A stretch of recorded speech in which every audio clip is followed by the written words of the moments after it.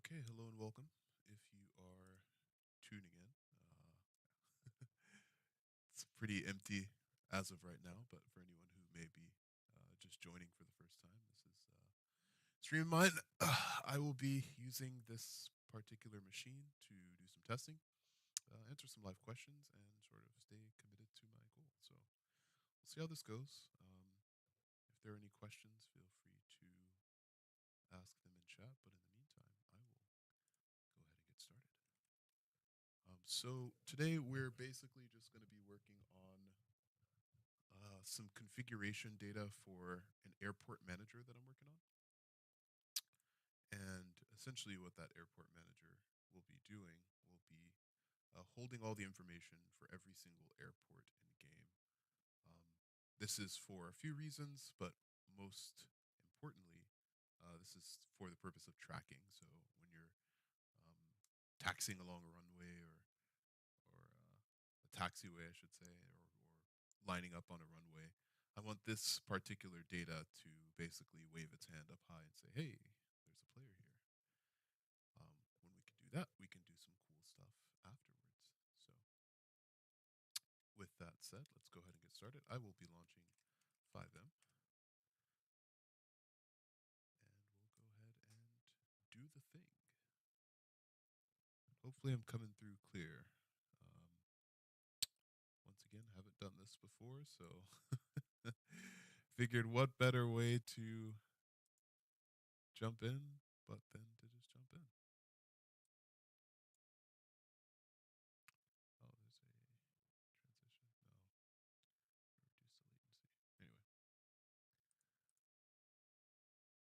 that isn't running for some reason. So what we'll do is we'll go ahead and task manager up real quick, terminate the process and the child processes, and we will try again.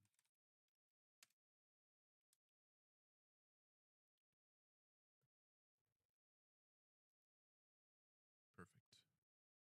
It's interesting. There's like a 3 or so second delay on the server itself, but that's okay. It's my first time connecting from my test machine. Let's see how it goes. If you hear that click, that's a hardware mute button on my mic. I had to burp.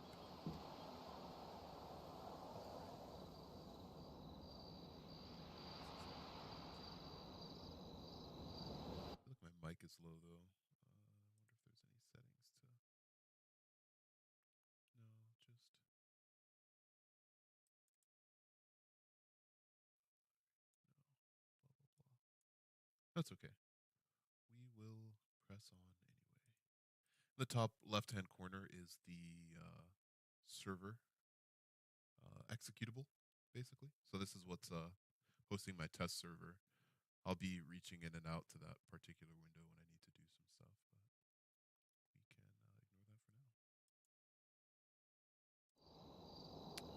Alrighty, so what do we have with our handy dandy airport manager? Well, glad you asked. Let's go ahead and take a visit over to Fort St. Cloud. Might actually need to restart this for some of the other maps, but I'm not using this.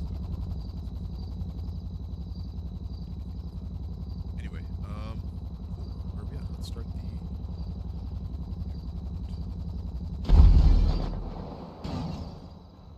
and this is where we stand.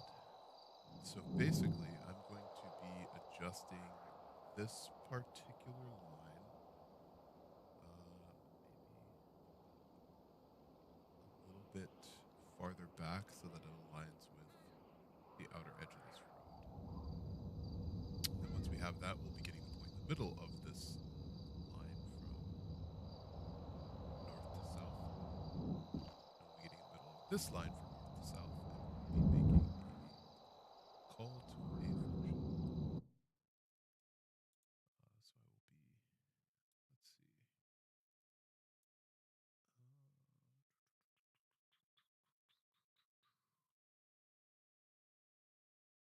All right, let's do it.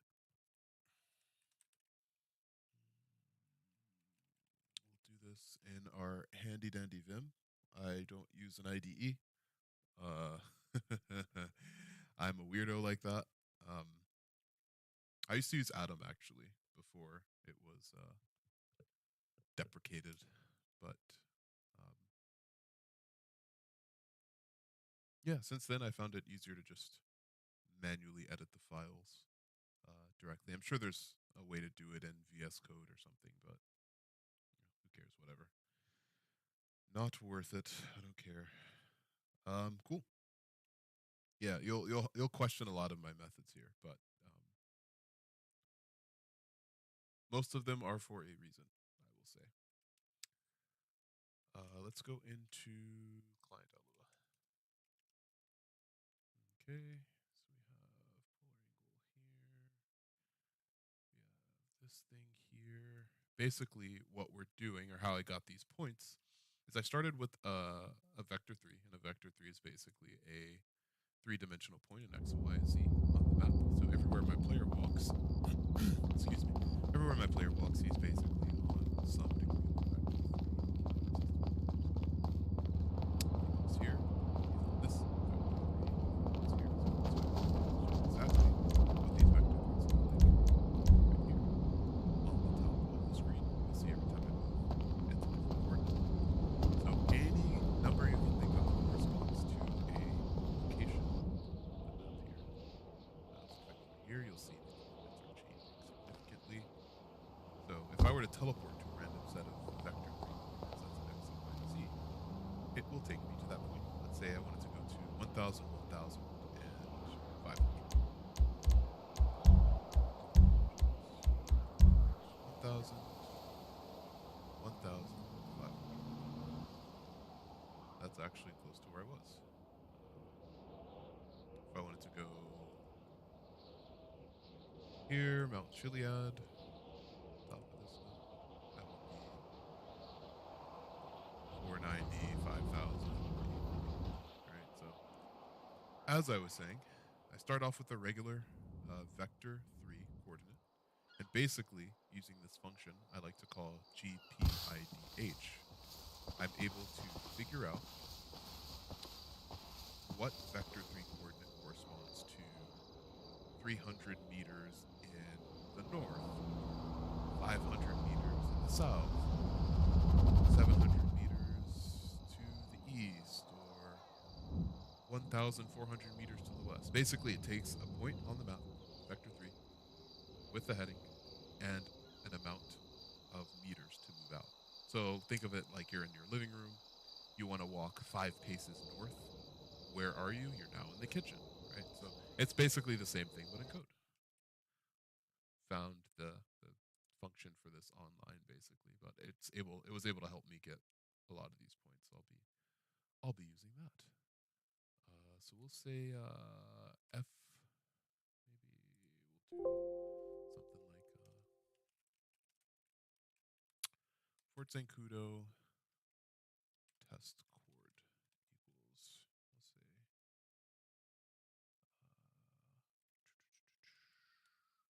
FZ, and we want the southeast coordinate here. So now we'll say FZSEEXT for extended is equal to FC test chord, 239 heading, and we'll go out maybe, give or take, say, that's too much, 10 meters. Let's do 10 meters. So we'll go in here. And actually, because we want to see how far out this extends, what I'll do, so I'll pull that back up. I'll do another draw line function here. And we will do something like this. We'll do from our test chord, which is simply Fort Zancudo southeast, all the way to FZSE extension or extended. Alrighty. restart it, and you'll notice what happens to this line here. We basically just extend it by a few feet. I think that might be perfect. No, a little bit more. So we'll do it again. We'll just change the 10 to something like 15. Start again.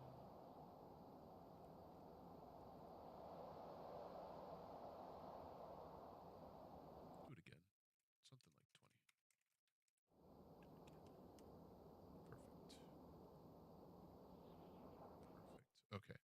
So we also want to print this new coordinate that we've generated based on this function here. And just so you know it is the right statement, I'll say hi YouTube. And we'll print off the vector 3. Restart it, and you'll see that we have hi2 vector 3. So what we're going to do now is we're actually going to replace a couple of things. The first thing we're going to replace is this coordinate here, which is FZ southeast, FZSE. So we're going to place it with this new coordinate that we found. And when we do, you'll notice something weird is happening to the angle of this line. It's going to be slanted. It's going to connect from that far line out there to this point up here. I'll show you just what that looks like. All right. And that is because of this line. You'll see there's a draw line from Fort Zancudo southeast to Fort Zancudo northeast. So it's basically just going to make the line slant and look kind of weird, but that's okay.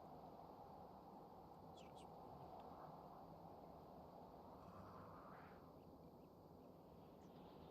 Perfect. And I didn't realize it, but it also extended this line here, and that's okay. We'll ignore that for now. So now that that's extended, we're basically just going to do the same thing with the northeast side. So NE is northeast. We're going to keep this. We're going to keep the direction, and we're going to keep the distance that we're extending out. The only thing is we're going to change SE extended to NE extended. And we're going to go in here, and let's say 5L. Okay. And we're going to do NE extended. And we should see on the other side basically the same thing, which is that line extending out 20 meters. Let's go visit it and see if that is the case. Beautiful. So now, oh, forgot the print statement. You'll see we got print nil. That's because I'm printing the wrong statement. Change that from SE to NE.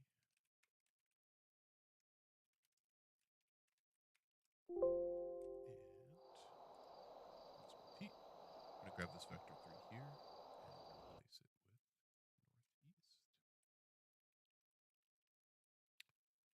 So goodbye, northeast. Hello, northeast. Awesome. And now that we did that, we're going to get rid of this line here. And we'll keep the hi2 for now. Restart it. You'll notice the line's no longer slanted. It is a perfect square, and it's now covered. Great. So why do we do this? Well, because this boundary defines the entire area of the Zancudo airport. So we're basically going to take these chords and we're going to plot them into Airport Manager. So what we'll do, so I'm going to go ahead and copy these. And we're going to go ahead and do something with these. Actually, we're going to need this. Perfect.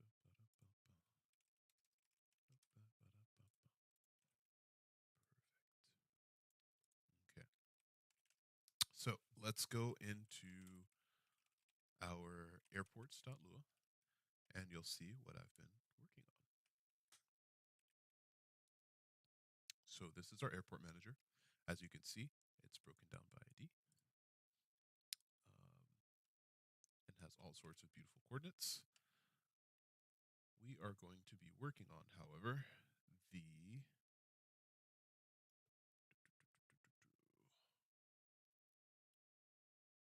angled area for here. Now, what the heck is an angled area? An angled area is basically just a box, not a 2D box, but a 3D box. Um, Rockstar uses that for some reason. Not sure. Basically, when you're thinking about a cube, right? Let's grab one of these, do one of these, and we'll do another one here, like this, something like this. I wonder if I could I do this? Nah, it's not gonna work. It'd have to be a what is it, trapezoid or something? Yeah, no, that wouldn't work. Anyway, um, if I do something like this, have a square. Imagine a square. Basically, an angled area is essentially just these 2 points. Get a better brush. It's basically these 2 points. Let's use red. These 2 points of the square. So if you grab these points and define a width, so how long to the left and the right that the particular box is, you'll have what's called an angled area. And basically, Rockstar uses this to make a digital square that they can use to detect a player, a car, an exploded item, a tire, a park bench, etc., etc., etc. They're called entities. Um, so we're basically going to take that same concept and apply it. You might be asking yourself, but what are we have a vector 4 consisting of 4 vectors. That doesn't work with your whole concept of 2. And this is where the whole fun little math stuff comes in. So basically, we have 4 points. We have this square here. Basically, if we took the last part of the square, the z-axis, the 33.5 you see here, and we made a copy of it, but replaced 33 with 50, we will have a square. It's basically the same exact coordinates, but just a little bit higher up on the z-axis. But that's not the point. You're asking yourself, how can we turn this square into an angled area? You might be asking. Basically, all we have to do is get the midpoint of these 2 points. So let's say these 2 points here and these 2 points here. How do we do that? Well, there's actually an equation for it. The equation for this is you're going to take the x part, the x coordinate of this particular cube, and you're taking the x coordinate of this particular cube. And what you're doing is you're bringing them together, you're adding them, right? So let's say this is, I don't know, let's say this, we'll just put the equation. We're adding them together, so we'll say x1 plus x2. So left is x1, right is x2. And we're dividing it, the whole thing, by 2. Crazy, right? Basic math or algebra allows you to do some funky, cool stuff. It gets wonkier. You'll eventually see. Doesn't really matter. But just for an example, what I'll do is we'll go back into our client and I'm going to do something.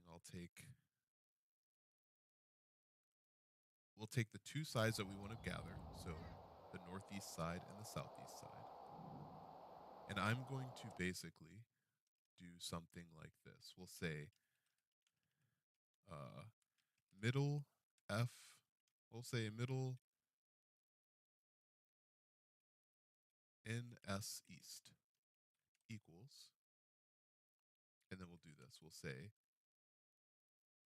northeast FCNE dot X plus FZSE dot X divided by 2, right?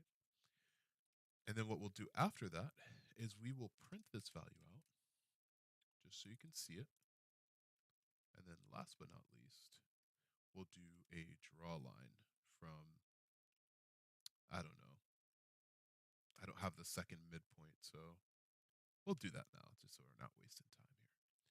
Go ahead and grab out the middle, north, south, say NS West equals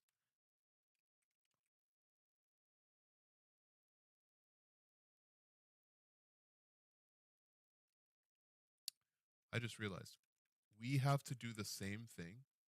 Forgot to say, we have to do the same thing with the X value here, the Y value here, and the Z value here. So we're going to do that actually here. And make a vector 3 where the X value is this, right? Comma. The Y value is the same thing, except just replaced with Y. Plus Y over 2.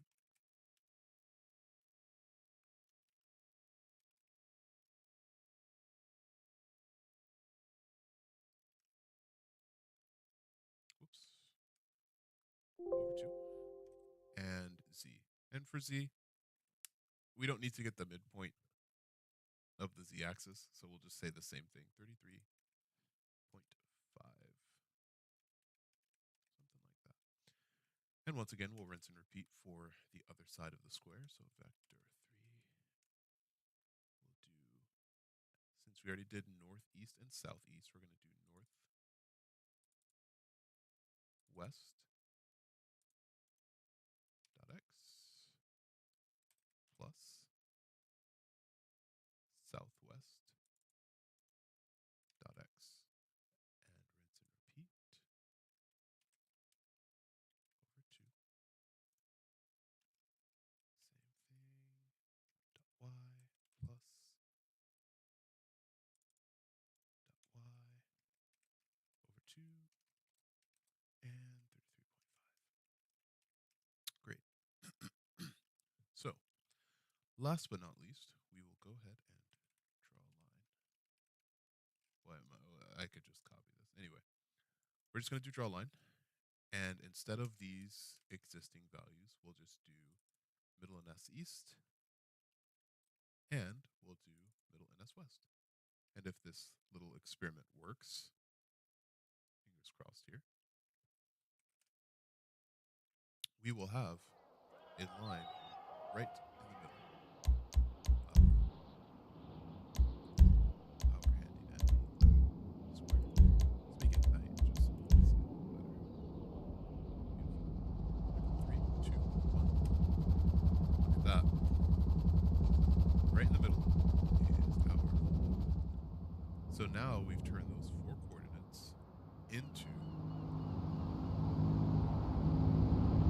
2 coordinates that we can now use to represent our lovely angled area. So there we go, 1 and 2. Awesome. So now all we have to do is print these values. So let's see what they are. Change this. We'll say, replace this with first angled area. And we'll print another one. Oh, we can just do it on the same line, actually. Second area. And we'll grab this one as well. Perfect. So these 2 points correspond to these 2 points. What I'll do is I'll copy these instead, because these are what we're actually directly going to use in our angled area code. And we'll go ahead and open airports.lua. And we'll go to airports 3. Awesome. And we'll go angled.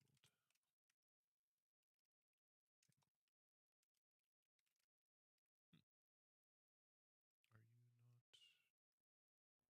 Oh, it's not angled, it's area, whatever.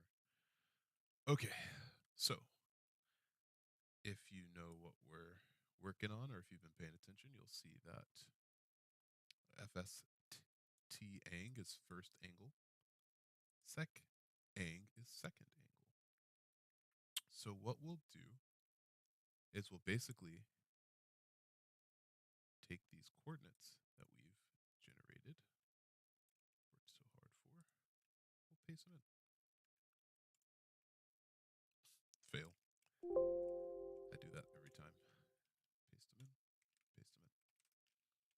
do that, we need the second set of coordinates.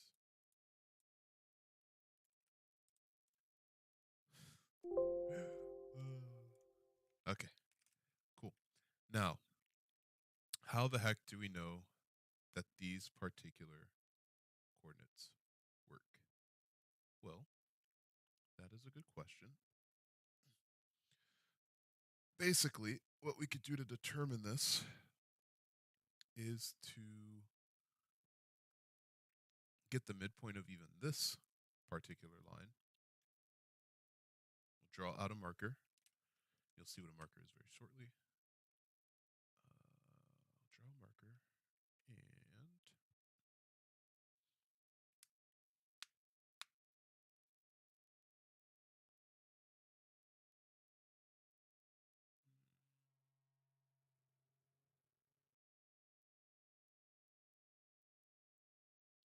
we don't actually need to get the center to draw out a marker. We can just draw a little something here. Let's do it right here, for example. So what do we have? At the top, you'll see 21, 31.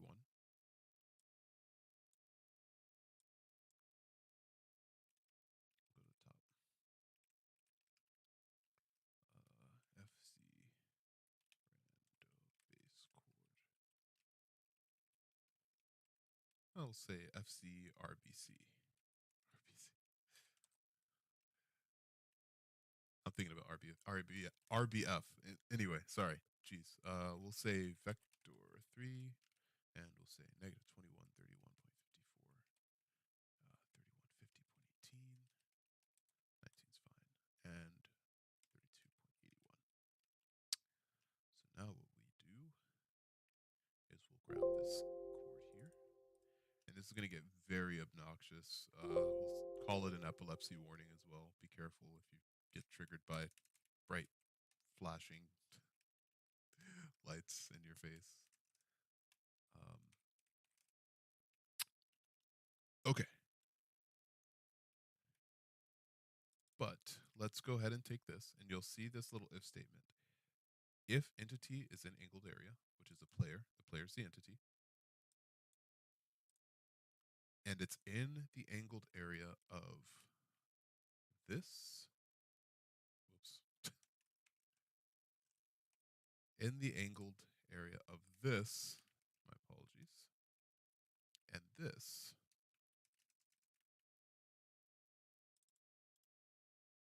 then we will change the color, or we'll draw one marker in this coordinate.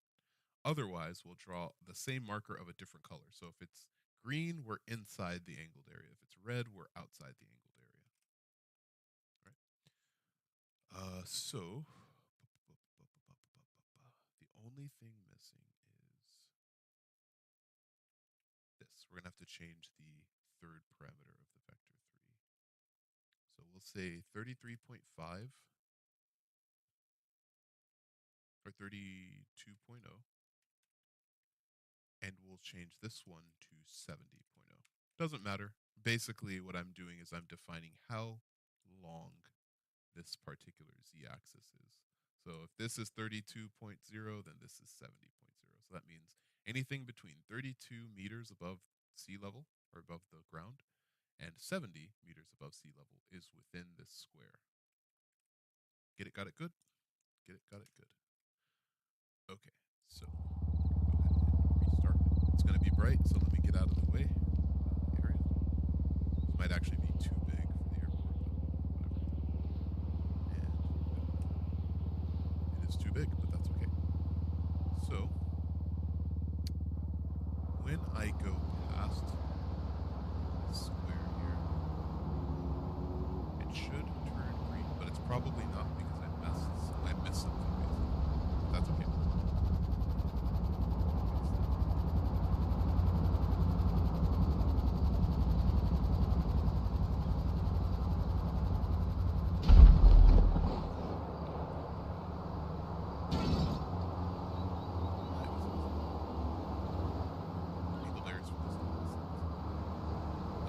Okay. There you go. Buddy.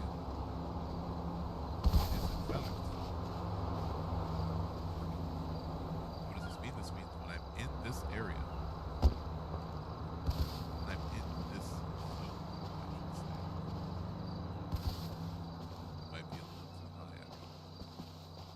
But I'm in this zone, the marker will turn green. Now, I need to make the width.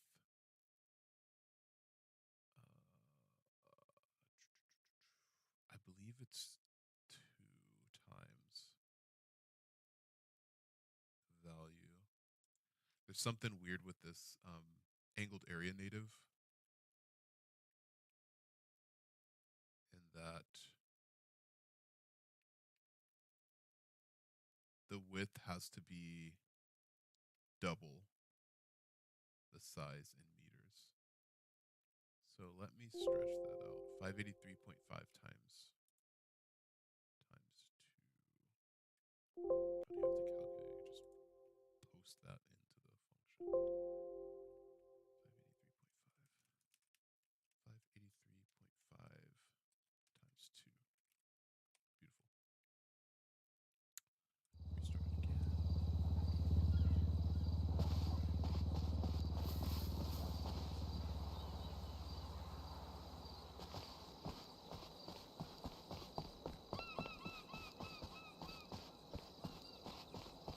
It should be as soon as I pass this line that I should be triggering this. So this is okay.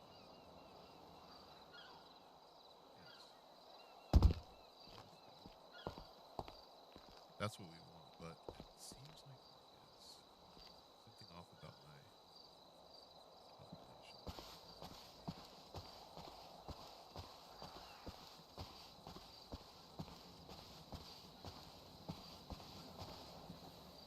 Let's go over here and test it.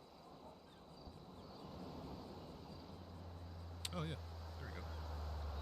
Okay, that is working. That is okay. I should probably fix this. I think I did the midpoint calculation on this side. No, I know exactly what it is. It's because I changed it. Okay, it's because I changed the z-axis of the thing. It's gonna bother me. It's not relevant, but who cares?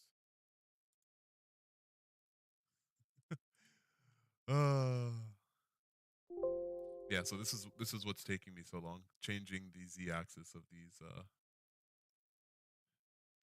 various points here. What I can even do actually is, let's fix this. We'll say this. MNSE MNSW vector 3. And basically we're going to say this dot x, this dot y, and 33.5. And we're going to do the same thing. Vector 3, this dot x,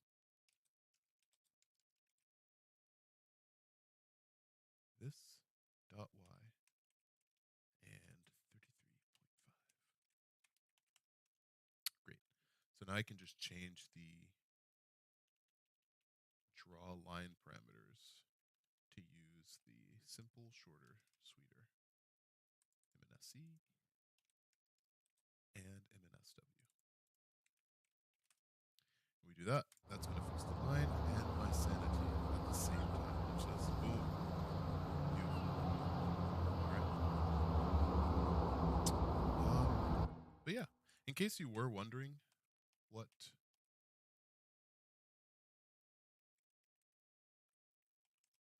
the height looks like visually, break it.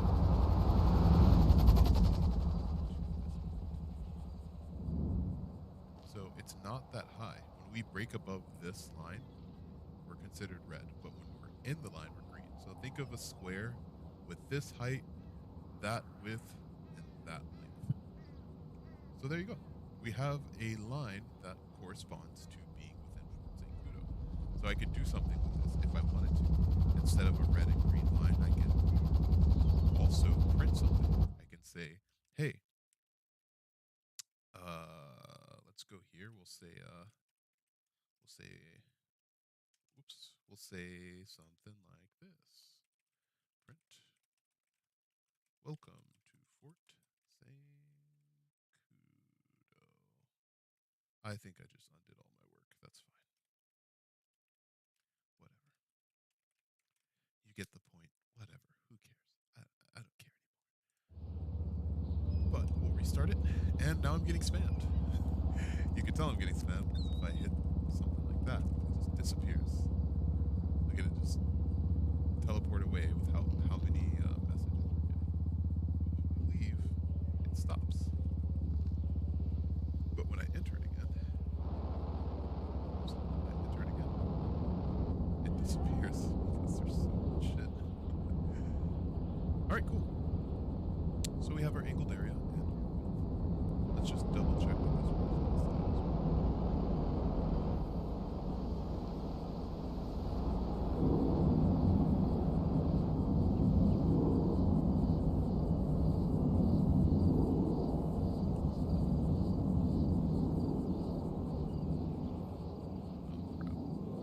Maybe I don't need the X2. Oh, right. We'll just do 583.5. Is it divided by 2? Restart the airport manager. Let's get rid of this print statement.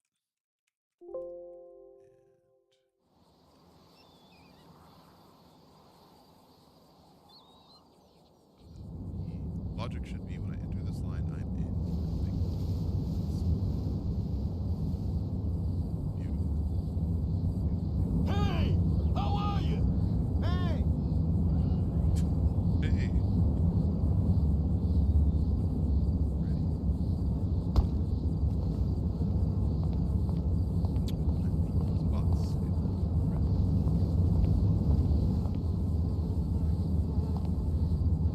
So the print statement hopefully gave you an illustration, but just in case it didn't, there's another thing that we can basically do.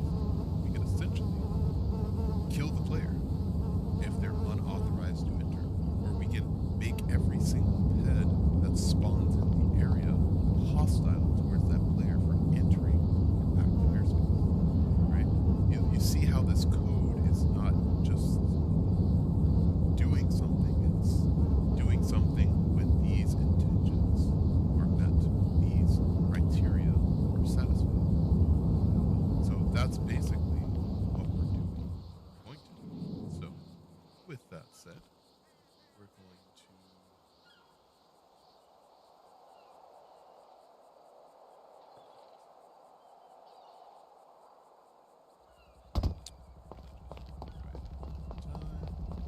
it's so satisfying. It's really satisfying when you make something very simple. Even if when you make something simple, I should say, and it works. Right? Very nice. Okay. So now that we are in Zancudo, Zancudo, whatever you want to call it, we will go ahead and take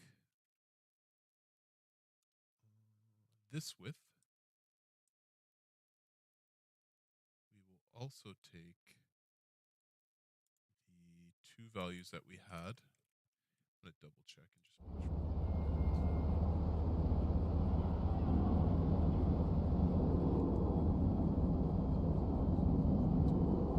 The only difference is the 70 and 32. We'll make it 31.0.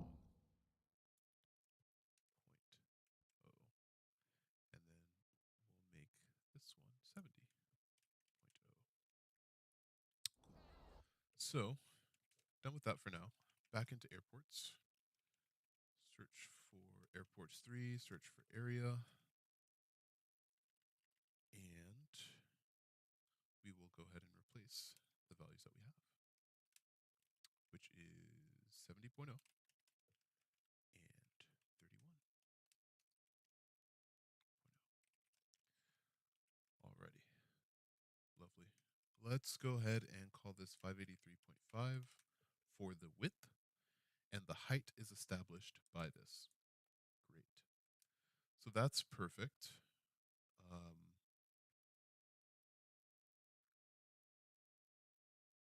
So for the radius center, because this is basically going to serve as the airspace center, basically. So sort of for visual reference, if you see this particular large cone here, you'll see that it basically extends into the sky a certain amount of degrees, or a certain amount of like feet or meters. That's basically how airspace works to some degree. Another nuances with the types and the different classes shape the airport. I mean, not shape the airport. It's not a factor, but there are nuances. But the important thing is that we can basically mimic this particular behavior the same way we made this handy dandy annoying green marker is the same way we can render airspace. We specify a midpoint and we say how much the radius is. And that'll help us define that circle. So what I'll do is we're going to take the midpoint, since we have the two midpoints here. We have this midpoint, which is at 32 meters, and we have this one, which is at 70. I'm going to take the 32 meter midpoint and the other 32 meter midpoint. I'm going to run our equation to get half of the line of or half the point of two vectors, the midline, the midpoint. And we're going to use that as the radius. And then we can specify a circle around it and do stuff with it. Now you get the picture. I can't draw a three-dimensional circle like that. Is it like, it's gotta be like ovular. Yeah, something like this. Oh, that's pretty. Yeah, so we'll basically define a radius just like that. So let's do that, shall we? We'll go back into here. We don't even need our script. We can just do the calculations like live here. It's just if I write it in the script, it's written down somewhere and I can reference it later. But I mean, in this case, not so much of a big deal. So our x coordinate is going to be negative 1, 7. Are there parentheses in here for negative? No, I guess not. 1, 7, 39.545776. That minus 2, 6, 2, 8, 8, 8, 5, 7, 4, 2. Grab that, and then we divide it by 2. So we have this particular number. We're going to copy. Radius. That's our x coordinate. I'm going to do the same thing with this value.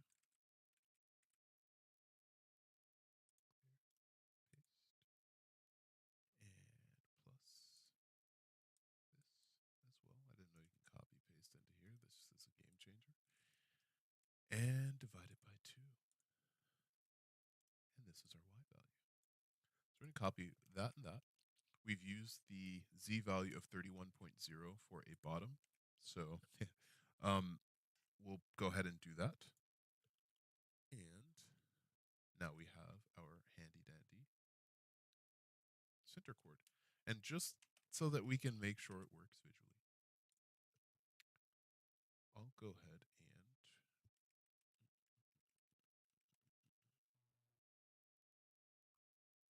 do the draw marker. We'll do a third draw marker. Or we'll just comment this out and basically make a copy of it. Draw marker. Instead of 1,000 for the scale, we'll just do 2.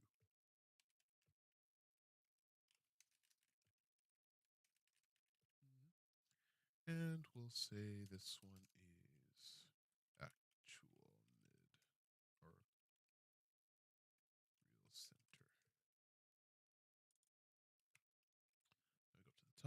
real center equals. We'll make it that particular vector we grabbed, vector 3, and we'll grab this. Copy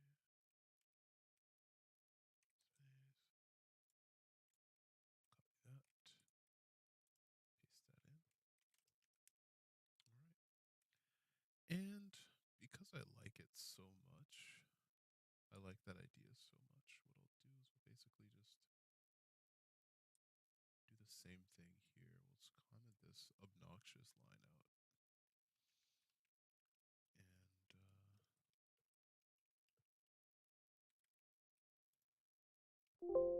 we'll replace it with real center.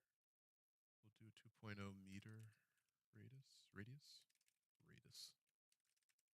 And let's go back. 20 each. And we'll say real center as well. Okay.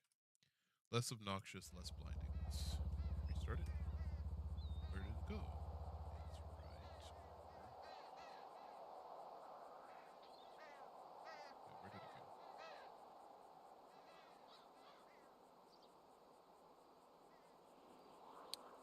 Let's teleport to this point. It should be somewhere along this line. Maybe because it's dark. Real center, vector 3. Oh, the radius is 2. The z radius is 2. Let's make the z radius, we'll put it 1,000. We'll do 100. 100's fine.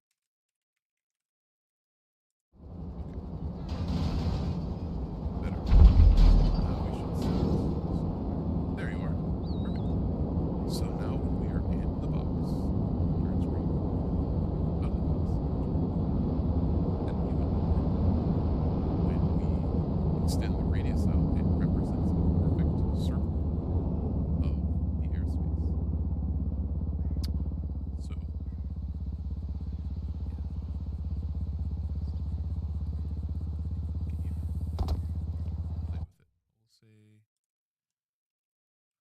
yeah. Play with it. We'll say 150. Say 150 meters. Oh, it's gonna be so ugly, but that's okay.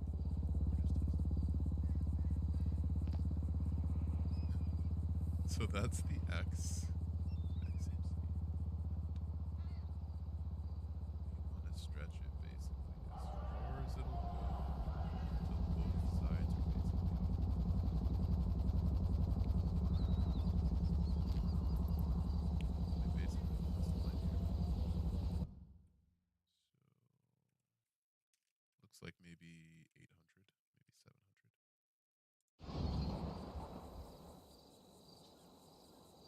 Too much. By about 100.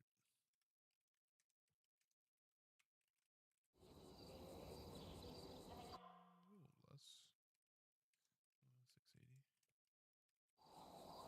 Yes, some of this stuff is done visually.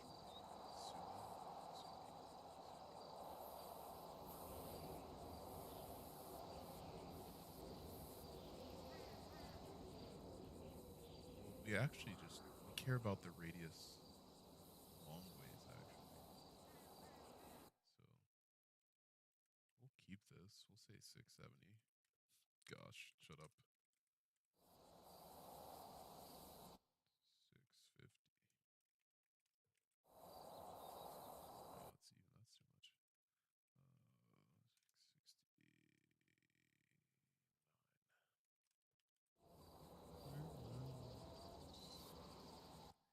Gosh, I knew it.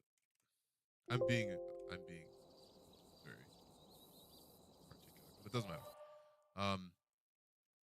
And then for the X radius, I'm guessing that's going to be something like 800 or 900. Let's see. Oh, jeez. It's supposed to be a.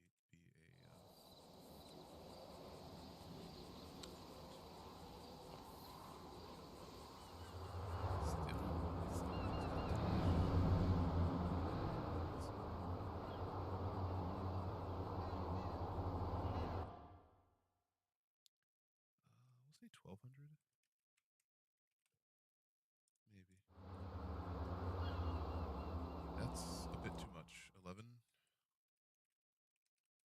or 050.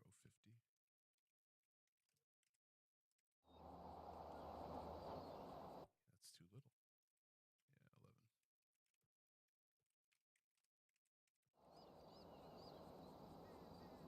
1120, 1130. Let's say 1108. 1110.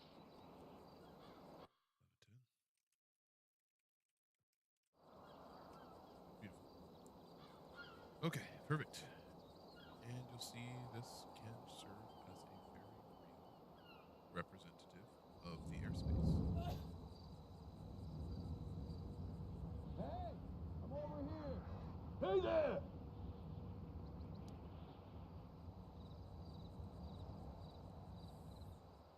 It's not bad. It doesn't cover this area though, so we can maybe just extend both X and Y out, but I'm going to extend the X axis just to see what that looks like.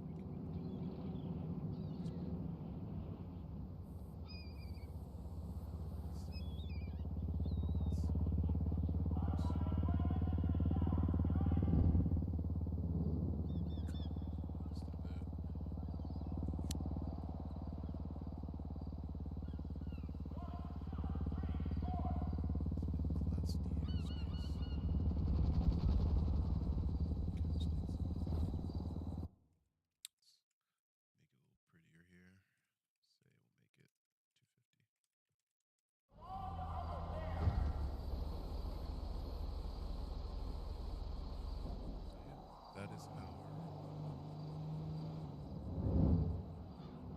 handy dandy airspace.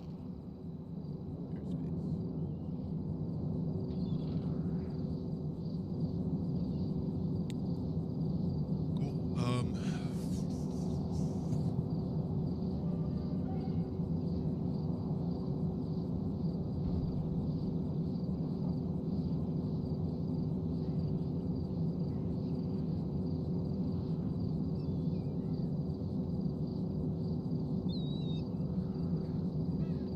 Okay. Yeah, I'll go ahead and fill that value in. That XYZ. We need that as a parameter for radius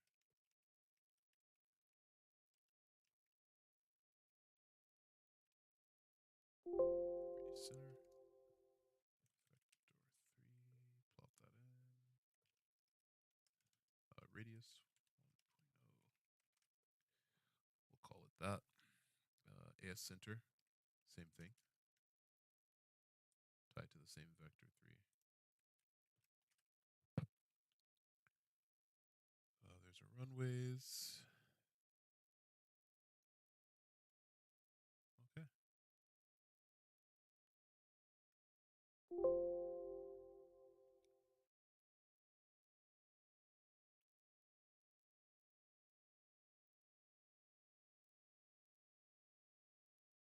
Awesome. I think this is a pretty good place to terminate. I'm going to continue working on the airport manager. I'm also going to work on simple little server-sided vehicle spawner so that when we spin up pre-alpha, sorry, stretching. We spin up pre-alpha, you guys will have a way to spawn in vehicles. I'm going to basically disable vMenu. I know vMenu is a great menu, but it is also a crutch. It's a crutch for people who don't want to spend the time doing it right. In my personal opinion, that is. Like to spawn vehicles, you shouldn't have to just make it teleport, right? If you wanted to fly a plane, for example, you should be forced. You should be forced to go to the airport and walk your ass over to a hangar, and then it should spawn. It should spawn in the hangar where you basically navigated to. You should just be able to say, "Oh, snap, airplane." But yeah, I'll be working on something like that, basically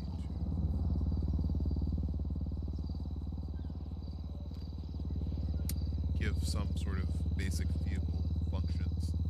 And for those who are actually going to tune in, I will show